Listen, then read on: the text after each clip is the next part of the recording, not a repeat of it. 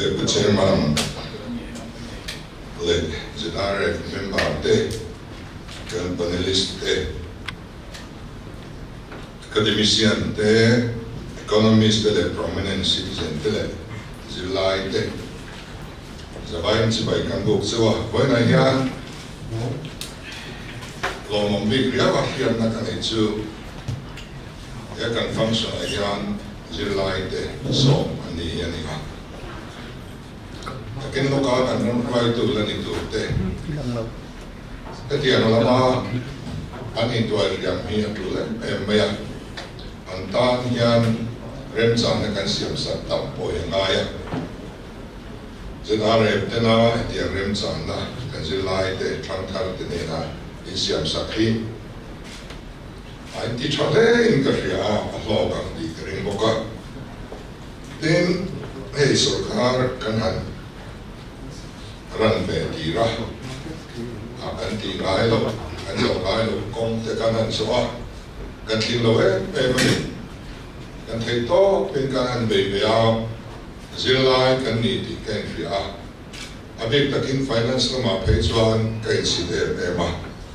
So, Bangin Kaya, Medium Zog, Def one home, Yan, and Thusawi, Pulatragato, singing Dong Vela, Kaho, Puyanti, Kain Base Bangin, Waiting Karain, Petom Mani, then can Thusawi Tosong Song, De, Kanzona, Hawaii, Mekan, Nasa Takin Kalo, Pui, Suzu, Karamtan, Bo, Trankai, Kanaya, Tilom, Takani. Pakana country to Mizoram ni economic development again in their mom. Atlantai, a late starter, Gani, fearing, trying if you are. In Puna, the Kanbang electric Amaro to development again, Mark and Latlaini. Sakas Guas of Sari Panya, government and Nevetsawa. Sorkar, yes, Halnam. Kadilai Khan in their to plan economy money local to 5th 5-year plan. 5-year plan Pagana and Mangmekni. Akum Somdi Pagana and Mangmekni Nanitsu. In their Pum with their Frante planned economy mga plan Nana Kum Somdi Pagana drama and Kalmek Lai gaining Bulkantra. Step now and Rato lines the cut cannot be transacted. So infrastructure let you down, Tana. Let's start her Kanya Bangin. Me num Akanoma, me, Kanum no Taylor. So maybe I am also come something ram white Gandiboka. And till Panina a little bit, stay Kanya Bangin. Me ram de. Patelo Pulavin can omani. Bultran na Tumunazor can do a meal. At the Jumbo here, Dunayan, Kantan Chaple in the Fia. Itam Takan Belme, Topo, Ani. Then Ebakaya can harsa let to post devolution revenue deficit grant and the deficit grant, you can say my team. Gumtina allocated the deal again, and Bazeta, long as a boka. A Carle, even the Prime Minister of the meeting can Dona, so that's one soy, Katumania. Atsansu Kanam Boy, Alore Don Khan, Memorandum of Settlement, Kanam Khan, Miloransu, economically, what Anita Bangin. Special category state ang Rizal and Yanti Katsuani. Kakatu man Niel Kana yan kan mang talem loaning kifia. Doon tumayan kami be Changkan. India rama Ramran Wang Bermintia Remna kan Siama. Special category ang Rizal India Moka. Amar also can deficit grant tested during the India. Dwali mit India vessel host ya. Enge api Ngaihnawm. In a kami ang zong at ilim no po a special package ang zong sumte abig taka let's starter kan ni na here na puina andil te kan tuma tuna yan infrastructure yan nila health animo education animo roads and bridges ate India mo density of road anyam bersinga kanama kan bridge rengi motor heavy load also loaded back alani boka power kan dia ma bar capita income kan GDP te o kan GDP te kadia kan dia ma tichuan NCSDP kan dia mesong song te pohi bar capita income at san lo tak awang le namu mal nei lo arem ka thok ti kan tam lu tu kini thok chuak lo bi kan ta me ma kan thalai sang tel thok chuak riak lovin home chom domin an om nai ko zong so hi thei to ko kan chua kan do tlang angai ta ti chuanin en kim ma yan ko en kim ma yan basuan naruang am kan dia yanin kalane te pek ani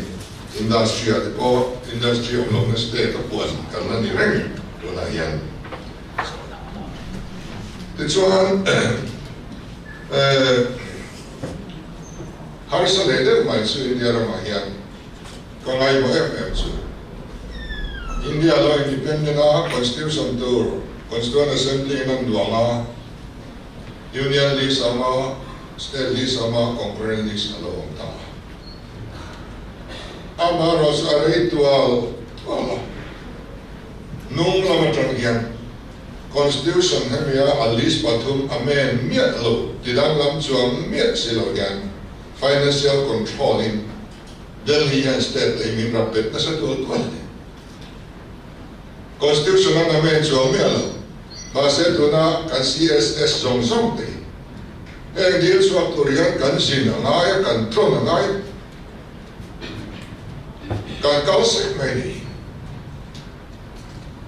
ti chuan he lama kan state lisa kan tu nei na ka chu anti dang lam chuang me lo koma por pai chuang mas indirectly financial controlling and say so ba chuan India lo mai kan tum tu chief minister song po kan thu ro le tu ne ka mai chu devolution of taxes dam by rose CSS di very declare rose Delhi state song with control man running again kan de politik lumpum po akoi tlat ni hi ani awangin tu na yan Delhi trip kaya lum kaman tiang si ani lo big state ponom chuang re tiang su ani awangin hi akin zela state song kan thurwal na tura kan ngaya then kan revenue expenditure hi apung zelo thei lo ba kan salary apung zela pension antam zela apung zela tunla ya pension official lian de pension hian nuai ni te so pui ngale ni crore ni te katina crore ni te so pui ngale ni official lian asan chu an di e pungkha sarkar khan an di e lo ti pun saka apet hei chong silaba a compound sakta so patanan narbe a pension roll khan ka di e an lo compound pung ne ka la tak chuani crore ni ten cho hui tlenia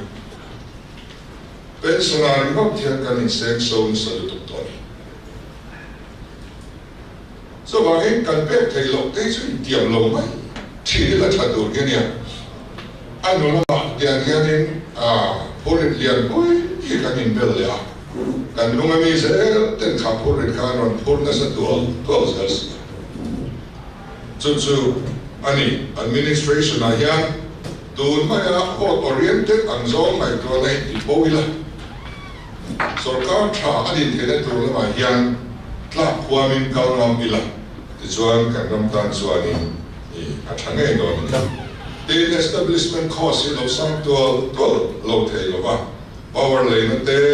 a lo sang to la tui kan pam na te po kan consumption sang tu la bu fai te po chu tiang alo ni se la chu te chung chuan budget khoi khat na kan han phar ve a hian kan revenue expenditure te kan capital expenditure te kan ti tema kan ti tem chung hian a percentage kan lak chuan maso na ta na sum kan da te capital expenditure hi kum dak te ai chung sa nai ka kan ti ngai ti te kin do nem ni ti mai thia kan an ti so ma atakim kan lam wo ma kan tum mani chu dia chu kan dia ni chana ko han sum ko te kan an so ya bộ tổ chức khá ao mà nói cần bộ cả rồi cả nó sẽ làm xuống cái hàng chom duy cái mình xuống á bộ tổ ra nó ra mà sao thấp bộ cần bộ kiếm đủ lâu như thế này rồi bộ tầm thì cần bảo này rồi cả nó sẽ khán ways and means đang cross đang khát lên đàn cái này rồi 3 lakhs cần đâu这没有这做那呢，为什么是那好很多的？干里面出啊，从国家别人的पैसा ना नहीं लोग सुने फ्रिज का ले लो मैं क्यों नहीं मोटर का ले लो मैं क्यों नहीं असुम दिन मुंशु आका ना सुम को का management बोका कमेला ये raw material game कोई मोटा तक होते हैं game resource आम जो लोग आई जो काम में ring का resource कोई मोटर नहीं अब nature का तेरे सुबह निया सुबह सुबह दो ना यार वही नीचे करना चाहता हूँ खान special drawing facility का ना पेल पे तो हमारे जो कल सरकार की खान का overdraft नहीं नहीं खाले kan han सरकार से kan लो overdraft था overdraft सा सरकार han सोंखा फ़िर तक निकुआ kan overdraft नहीं ते तो पिंजन kan han लग तकนี่เราจะชวนกันตาชอบเถอะ overdraft เลยกันตุ้มเมียต่อหากัน overdraft พวกเขาชอบกันชอบนี่อันนี้เจ้ากันใส่ลูกส่วนตัวไหนฮะในบ้านเนี่ย special drawing facility นี่ทุ่มชวนเลยนี่ก็ชวนกันลากันที่ส่วนอ่ะโลกโซ่ฟัง power tariff เอาคุณอากันไปเทลว่ามีปุ้ยในบิลส์เป็นงานสุดท้ายเราจะได้คุณอาเป็นไงลูกdengan tinggal. Disuan yang pun lawa, lain tu apa akhirnya nak surcharge ni, tak akror del akhirnya ni mat bukan soal tree. Tujuan semua dihadap memang surcharge tahu di bawah turin tranquila angkat dia kan boleh seorang cun yang kan beri. Disuan kan besok tu makan dia atau kalau kahit cross asam dia lah orang di sana. Kan di parlimen tu yang nak lepas saat pun lo kena mengurangkan lo di situ. Kan clear tu makan di luar tu kalau kau lihat kan clear lihat. Disuan itu nak cuan surcharge joy tolwin electric bill kan betul tak. Kalau elektron cuan rebate kan betul tak doa. Aku pun tak akan berjuang bila claim kan soal kena cucu rebate ni, cucu semua sewa ni. Soal truk rebate thau ngai si, alai soal ni rebate si ai cuan bila claim rebate dengan kong ni mai tu apa tangkan dia. Tu nak cuan kan thei tu ni cucu, relo tu cumia. Cumi kan di thei tu cuan poisa min dah si lawa ni thum cung ni special drawing facility ia vel mai adili na sen su tidak kan dong le dong thon any thum chung any nga chung na interest kan joy right one and the rebate kan bo to ya tam so tak kan la lok so kan dia wanga special drawing facility avail lui kan lo thei lo avail ko kan lo so kan so wa then austerity measures kan Allah ma yan ya resource mobilization committee tekan handina acuan kei mani po kan infre masaa anh chị chuan đi trên anh có rồi na alo kala CMO chung sang te cái hình phê cái hình mà đi chân trên hành soi tay là cái bậc hành lệ spare chiếc cái này thôi anh đi ai rồi na cần nào tên tuần mà nó sản đàn bằng ai chim Mr. Masai na motor local sang anh khăn sang mấy bằng ngà thì cái bậc hành lệ spare bằng cái này cho là cho bậc hành số cho hình quy nó hậu lắm với khăn long wall cho nên cái con tụi cái nhìn nằm mắt vậy cái này school này pilot motor chơi lúc tụi cái vàng trung thung cái gì những cái buổi đó police cái motor đang mình về à dàn cái lần cái họ thấy cho cái này cho nên chúng tôi ăn tháo lấy bộ cái lăng ngâm luôn thì không cho cái này phải cả chief minister cho anh nghe doctor phải sẽ rồi cái phải ngay luôn kung khale sen ka an sina doctor Freud lovin apathian sa ka nan thut ka karing big len lo ni magistrate a Freud nge chi ka Freud lai miel tu boy ran tu rom karing len lo district tina ram risela police lo in thara an la song sela kalaya an lo din ri pot kha thu ka ti kan ti top so vào số các con voi cái là cho thấy cái security là demand chín họ các mình nói em mà cầu cái số này bị đâu kiểm soát cái gì à số các mình cái xem là khá các officer cái bộ hi ram tam tổ mai về rồi sẽ cái mặt đi chana em mà số thấy cái bộ anh ấy đi làm sao cả đó là NPA hi đi tổ bằng cái này đi sâu ya NPA thì tổ năm ông chun, सरकार करने वेले दुराचों के गाय, असो कॉल सोना फिर मैं थे, मासे करने दोन नहीं, चुंसु अनिया, इसवा downsizing पुरान को मांग सोया ते पोखा, कारण हम जिया ना है, manpower assessment ही, मिज़ोरम सरकार na thok kichu inverted pyramid angani kantene achung lamalo lo bu oyan vai lam chu are net officer level post and fill up thavio ndai lo ne zom tho chu a lower level hi chuan a collapse track group D te group C te ai kan administration na tilang khop mai senior officer 10 kan thei dale kan din mun mangin kan din mun chu kan umin thavia wa kan nau te ro chu kan nai sak lo ti chen khom ei sarkari na tur me kan itu na hian so bang chuanin post station le fill up hi achung la mai chang kan ti bak don lo an moi na mai chuan lo thei lovin kan ti do na em mo chen kan ti do ni kan sum nei lo chung chumin hei kan ti alai dona ka aniatin security related expenditure antia state buaina nei ho hiani poisa dom bi kan central training kani chu in boy velo antia min don tia du lova mani kan kal khanin kanin gel fiama family planning ki ro intent thu kan so ma he chu in dong ve thelo in claim be mai min ti le sia zoram boy ti re ni ro se dia thei to cho ro min tia kan ti re a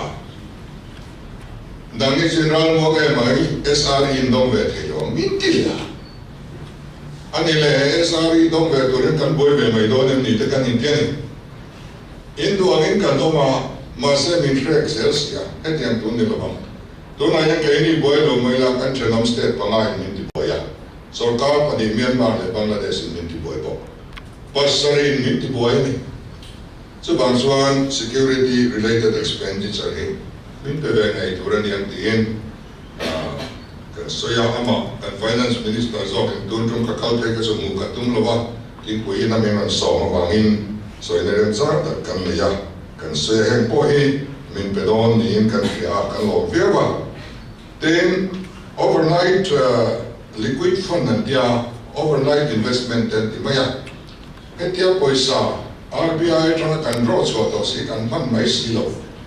SNA then ta kan release anin an man mai silo kha nilini nga atha te po man lo khan sum draw to nu yaw namani so an Indian vice president ta local khan kan soi du na kan speaker azuk sina so ta zu pei du na soi le a basic pakata ron dira mani khan emi in man lo hi zan khan le po in invest chuan in a crore del interest in moment on and ya te chu in boy we do ron dir chowa chu kan ngai to me ka tu na yan overnight investment liquid investment then ya kami kan poisa draw si kan lapan si lo kha zan ni tu le po khata kan lo investment chuan 7.5% del interest an ya chumia bang chuan poisa mai tu ra kha pe pun dan te om donin kan fia kan lom viau ani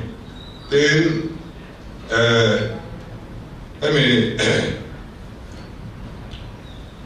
manpower po khan kal le tai la tunaya kan autonomous district council pathum te hian an sarkar pia in post sanction omlo post ren omlo chu recruitment and disela tunason running aid and don thin atanga 93% vel salaria kan an mangra to and district council then call to 7% vel so ni anin thanga pakatan ka in bana pakatan daron la le a kan re kan chronic you to no local law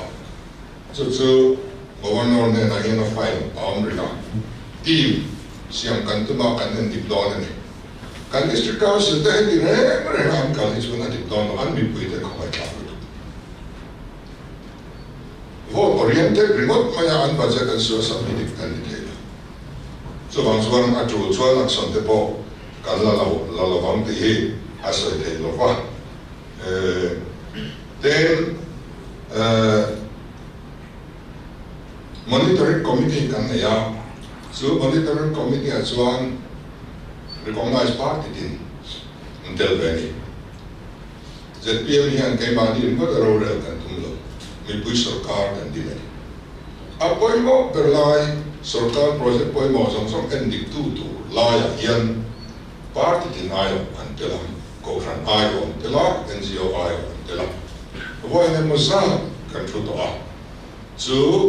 kan monitoring committee chu tu na team lia kan intent song ya en la poi project kan ending sar ni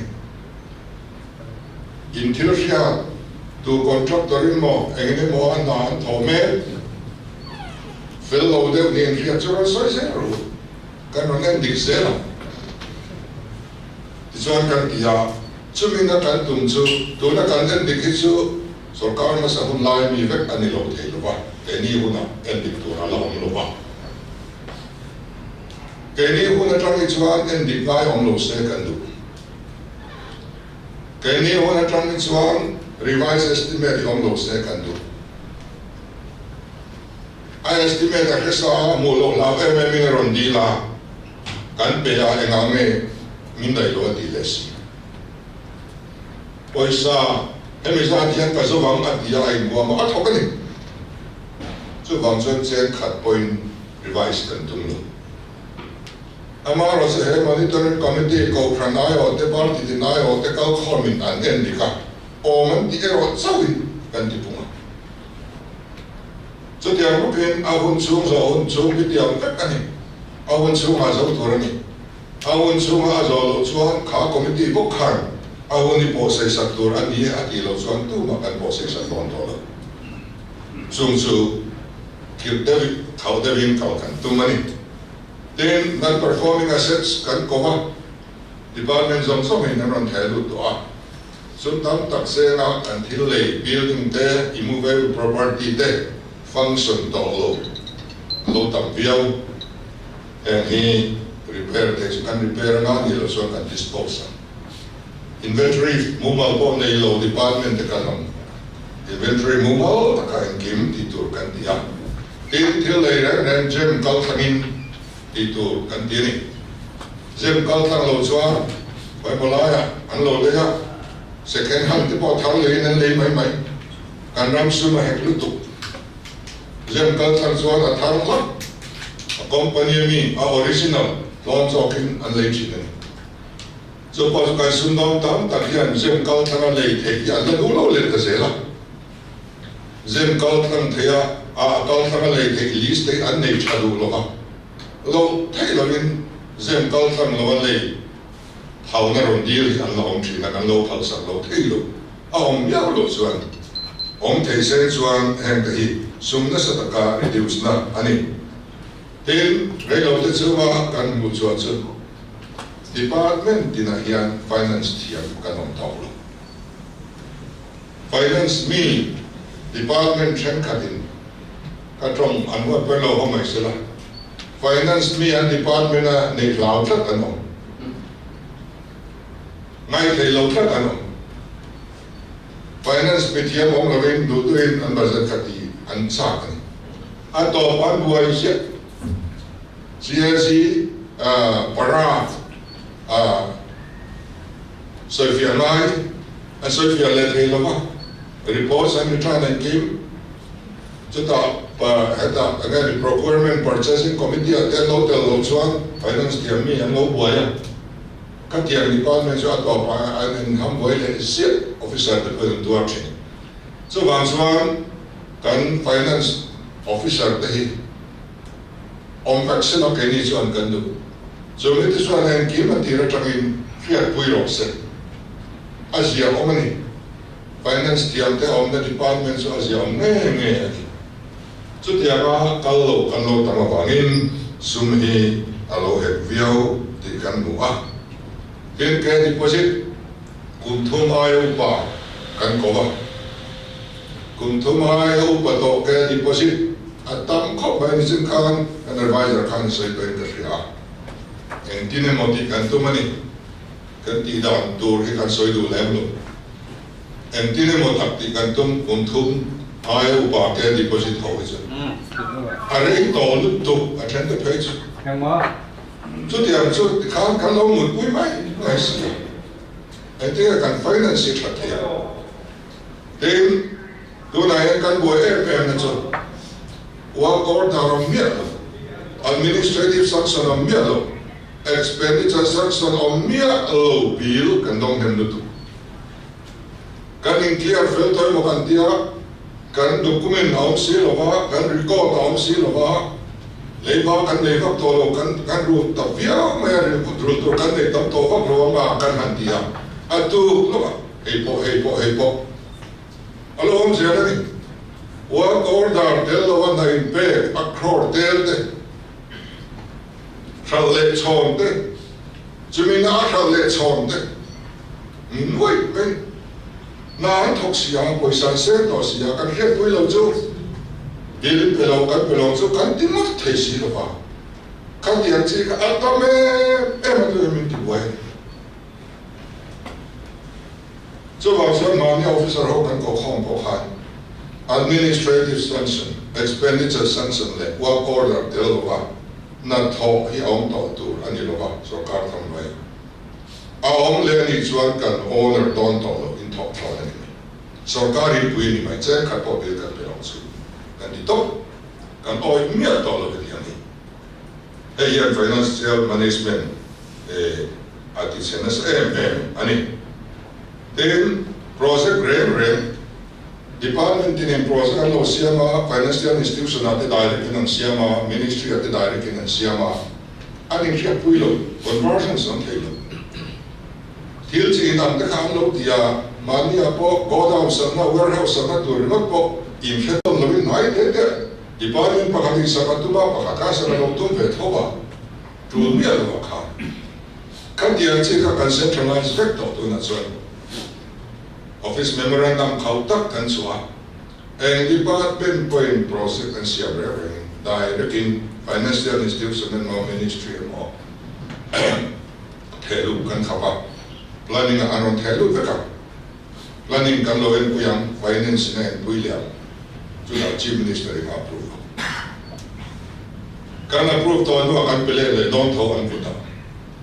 conversions found in our application on and dealing in so no wa rule and then koi molaya chawani til di theta officer kalonia kan ve boy me te min no fa ava mi no tin kan ve ma til polu ka tum te kat mai ram ta na rule MC lo ve mo te pressurize ava ga til kan di hitam lu til rule si lo e ai kan sa kam to ni so wangin ka department function project anon ti ka kan lo ki fi manga kan ma mo em a rule recurring nature on don kan maintain zo don hall sa lo ni tas la chokki dar lo tum thei don parking fee on thei don restaurant on thei don alwa mana train a management in tum thei don ka dia ne lo abandon le mai tur hi kan du lo ni do na ya project building abandon tam tak kan ne alwa tu po kan zon mu zo lo ram le mai tu by which ailment project building okay ka kasum siya na ringot kan mga kan mo vang an si lo va chu ti ang lo ti thang do te kan de wangin project and centralized mai kan ti china ka chief minister office lian me tu nei dia tu nei kan tum CMO bian central apo PMO khusu alau PMO in a kilo 10,000 and who's exactly alien MMO. Tunayan, so Cartarania Vangatilen Vagnatat Wangan Nelova. Can Misor Tepo, advisor Tepo Emela Nisania, and a posen can load it, can be a heavy investment in it. I had Cantilo. Investment in the Anatolia, you can run down. Jen cut the Sena and contribution has sung. And bottom of some Balilo, Siamon and Hanilem Velo. So, what's one hand? I had Sapokova, Natrankai and Topa, investment on a Kanaya Punayan, SID, planning a Yank Siam Meka.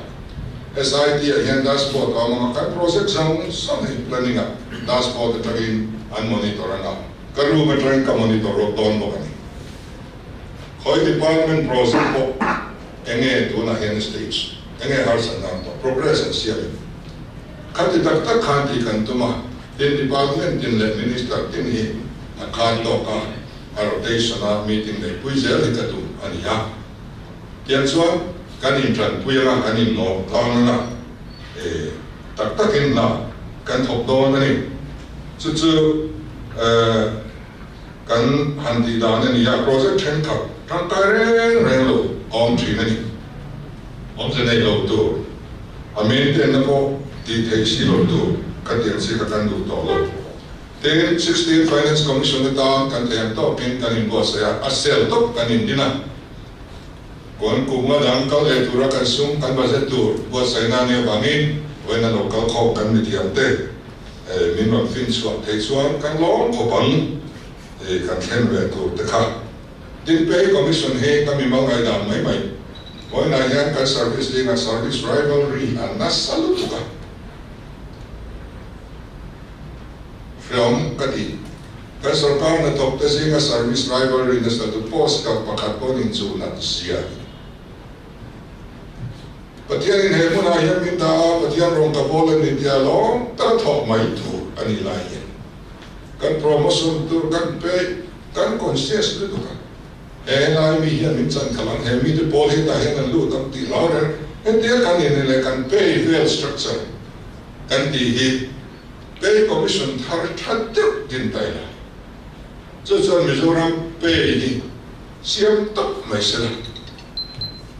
Amarazu, a present incumbent they call Losela. New recruit appear in a month to pay him basically in my Thailand. To na mi te chuan an pension khen na ngai contribute ta sela ale pe ka tan chuan pay scale pa mai tak nei tu hi chu tian pay commission te chu nei hi a thama me o na kin nu a chuan kan la fel dok mai na ti te hi kan riru pa khadania kan mi tiam ten min han ngai tua pui ulang thain ka ria tin han holding te kan tia runa hian thlai khan lein kan han ti tang photanga chu ba a chuan line department so ma ko kan siama voice on pali han holding a hian meeting kan nei to a thlai pali kan le ngai don ni pui kan ti thon don lu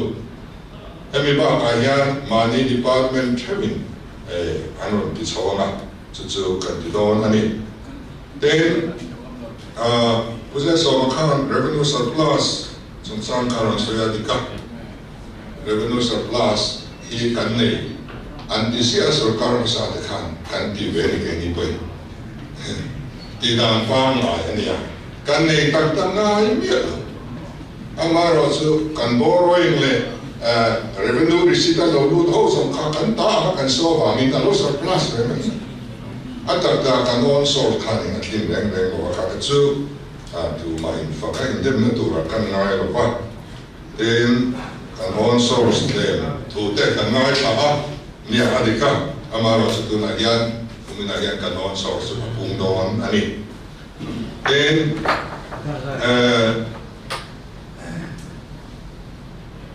ngai MLA facility chu cha kan soya ami rel to he kan Sri Lanka GPC rail ani General Purpose Committee rail ani party team I of MLA de rail ani ZPM rail ani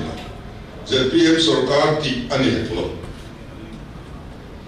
meeting kan hanaya speaker in chera ZPM party chuan kan Hmar te azad vein ti tle mang motor lei to lawang tu tiang khatiang ti hi manifesto an lo ne ya ruling an lo ni ta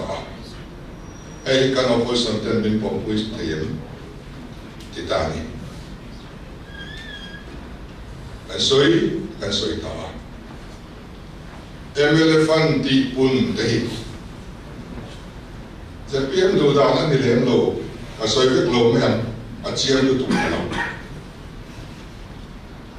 kan party dan ten ngai da na on thau ya ruling policy chu kan sa to lo me pu yan fo chu lo min ti pui mai se chu kan manifesto kha kan tal tang mai ma se motor min pe do to lo chuan alon tal ti se adik be to lo a thon to lo sarkar sum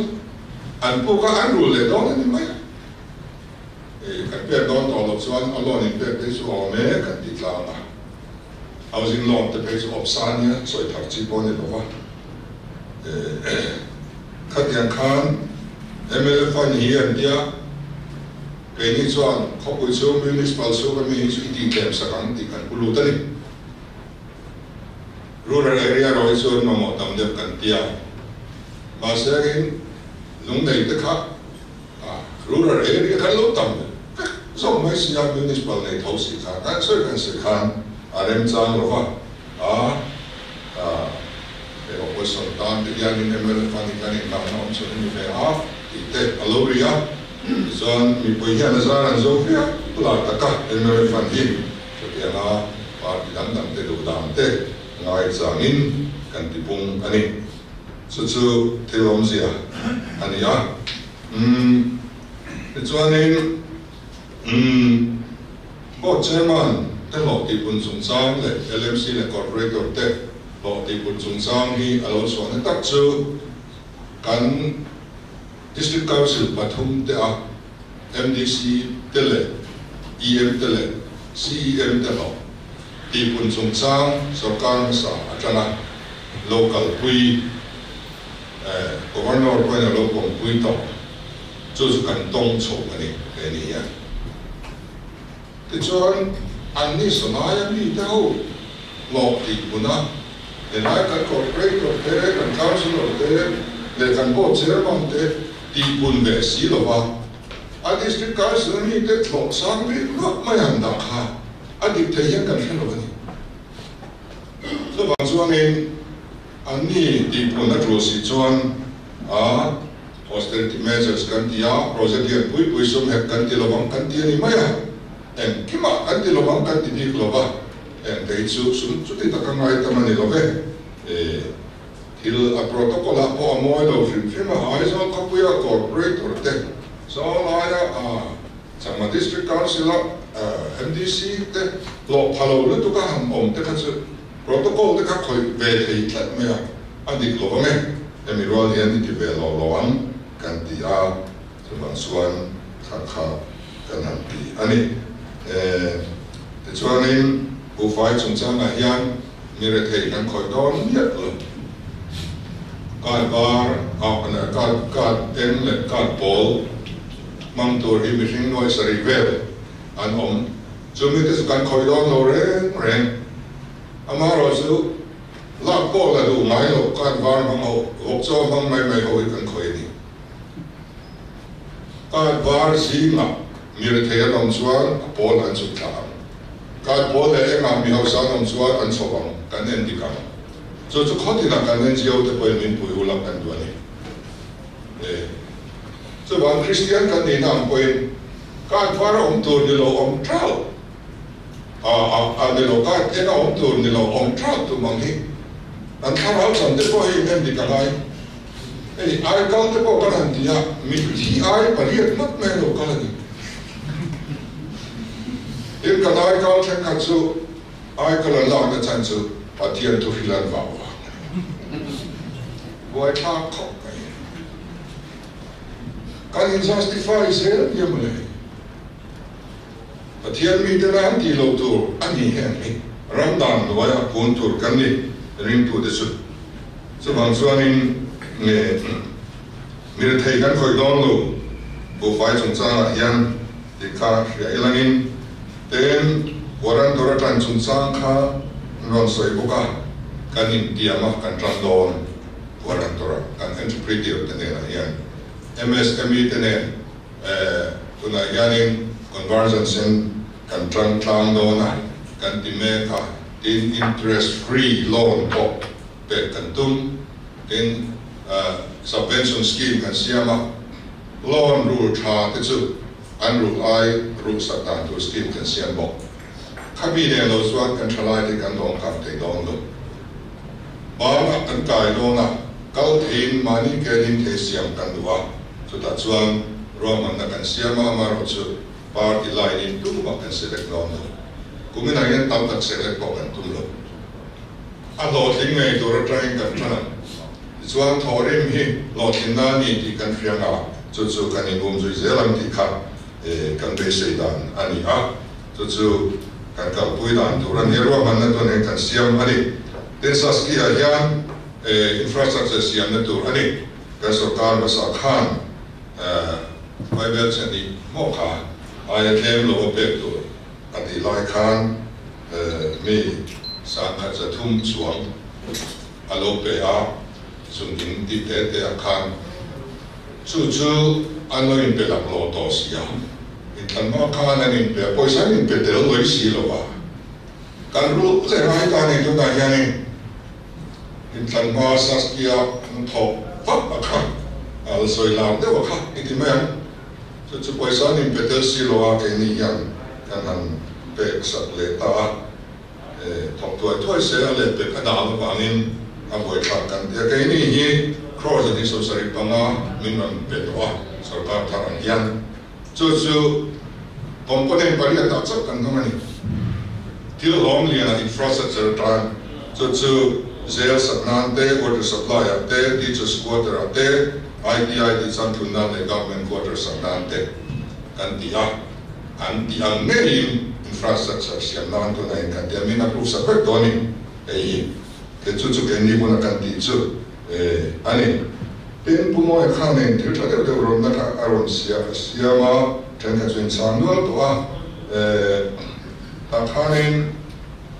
power reform chung chang kha cooperation na mi na hi central chuan an tum khop mai kan ron na don tho chu min dia kan la tho do na ma ro chu dia engineer pakhat chuan in jing thong trai na corporation na da ani lo na turin min thong trai pu ro dia khativel khakamia ma se central min ti mi chuan in kan tia ga guzar la matama experience du chok te po kha a thang ma tam thulon thatak ani kha then tuna hian RDSS can introduce a smart metering hian in ngani til kal ram trim kha aveng le don boka tin kan ram power project kan nei sa abandon to hial tele power pe so tlem hobi ei minti nun sak le minti pun sak thei tu an lo kala kan in dor me ka se so dong so an tum don ani chuan megawatt ni chuak kha megawatt nga chuak tu ten siam lo na ta khana free kan chan tu chin aw ma chula chu kan len dor fel wa se lui bi ko nei te lan tu ma penin kan na phal che ri lo de wa chu la chuan mutan kan nei me ka tiang chuan kan te da so kai hi megawatt sam nei te chali chuak te tu rin central lam chuan an record ta ei min tui pui viau ani tin a red ti pun lo kan in tiam chu ban chuan eta joint electricity commission ina minon ban akhachu mitinina kan joy to ria sang to ka amara chu kan ti pung don lo kan dia subsidy kan be kan so kan ba sitin kan no kan mai to chu kan to dia ma tin zel kan tuma tu na pe chuanin a joint khan to lo na ran pain commission khan kan nei do na a mitin tur te po kan nei to me ani ten puman zo khan aman lo na tu raman ati khan ati khoba ya bia hian kan poisa hi atin khoma ai fin mek maya ei sikula lo tur ei chu bia tu tu ka kia ran chom lo a khas balance kan nei theme me ni ela iso na paper a chon chu ta san chu san kan nei dia amar jo man lo ne tur kan lo man tam lu tu to awangin a khas balance kan nei atem renga to nai chuan kan han nga so be the reference ela meeting hian noi som ni vel lo thei lo kan na angaya ni lai khan across the delta kan han among pak kan han nei so ke thei deu ta ringa kan jiao viau ani then kan BJP right pa khan in SMS ngai lo chi di kha a khia so ani ka ringa ei thu so khia so ni ola SMS ngai lo chi chu central sector scheme sa hian ya 100% funding on so avel na sa kan tuma amaro chu SMS na sa si ang di kan la lawang kan ti ni 10% back so na kan tumlo te ni chuan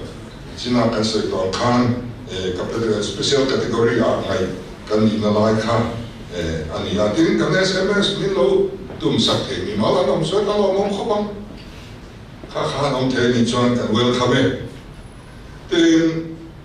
airport to down couple of kung khana ron soya near kanai khatwa India ma to state my house is up with airport and Ngaihnawm to lo so the like in no ne not the diploma RTI zone dia exam ne profit in siam to dia no som chuang profit ne be to min kan in so ni airport atang yan so thuna kan in establish the to na atana kan le ani kasi investment lam kan ngai to chuanin kha noi so me mo takata lo ka kan mani lo zo hindi something that po tin mang lo to na kwan kam ro la to me thok zo to na po ka khor del kan na am na mamoni a thok le thei box si lo a wo ta ke me na to na ram an siam da ko so chia la kan ru ka ni a chan chu aero bridge kan tu ve to Thon suga ka lu nga mai thei na kan lu ve to adal na chi kan su chen me lo chuan boisa kan mamo tin aran wai khu a cha lo mangin a lo la thei na leba passenger in baggage an na chuan passenger a full in la nam lo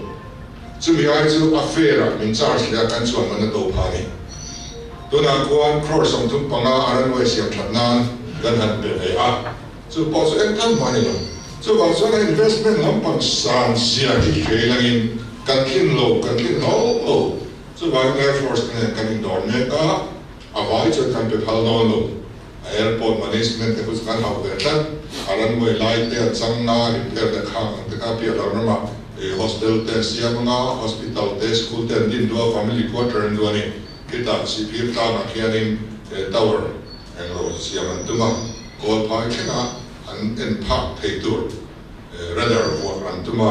lian tham de le karon tho antuma ni sumia tan chuanin an dia khanin dorme ten putran puya connect semele khanin power tariff kha rồi soi kan soi fel to disinvestment kha rồi soi boka chung jing at chuan chu airport port so tela in ZMC hi disinvest kan antuma central in kan thei lo ai kol na kan peme chuan tia chuan MCC at one ma khan a first installment kan pe chu min tia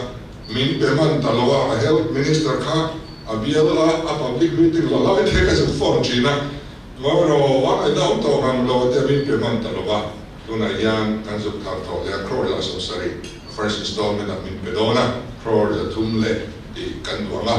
ya chuan min ti dona tin a seat so nga min lo offer MBBS seat so seat so nga dam kan pe belang so nga seat khat zela crore khat le point ru zel expenditure kan ron tu mang tia kan han chu ta kan decline tani kan zobin kan fellow a building in a zone of faculty to run lo sang ro puise kan tin lo ba chuai chuan kan tia critical care kan deal the zoka critical care kum so ma na tu to na son kan deal me ka hemeni chuan kidney transplant and kidney ta ai zo la kan dive thei don ani the fiscal deficit he adik chia chuan tun ma ka chuan 8% en ho le memorandum of settlement siam pha hial khop ani kha ati lai kha in so bang chuan 3% achieve thei anong ngai lo ba uso tan achieve ani house a boka factory ani achieve ta ni chuan ke ni po hiami achieve kan tuma kan achieve nei tu ra kan ngai ai ba in pel kelo ni cha kan pelo ve thei ang kan tia chuan in ti lo kan tum ani an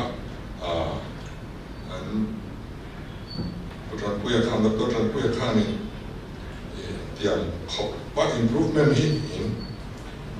in improve cha lu tu de ve oi on lo de ve ati nia el care de po har lo ba kan clear by chuan ya सरकार ने तो बहुत को हम पे भाई चुनिया पेंशन बहुत को बहुत सरकार का नाम दिए थी भी तो बहुत हम पे जो तो मैं तो ना चुनिया भाई थाल ले में दे या खा अनिया अब वो किर तो kan yang ni tu kan tinggal lo हमारा जो सरकार थाल पतियान रम खेलने दूर kan so yang mai lu kan kuat thila puk tir tu ni turin puk tu ni loin puk tir tu ni turin bible yan minta ani kan din motora ni di kan soi chi ani din he dia hian kan se he ke min dia tian le mi wizara ZPM kan so kar dia chuan te kan im ring chu selangin ole ato pera chuan ngoi na hian intran puina kan ngen dua kan kal so ze na tura hian suggestion in pera hu e complaint box te ko ma online te ko mi pui o kan siam to kana khan suggestion te zo te kim chuan kana zong song kha kan ta na lo pe chu kan chuan in thla rung ria lo na tro zel turin kan som ho chu di ka lo me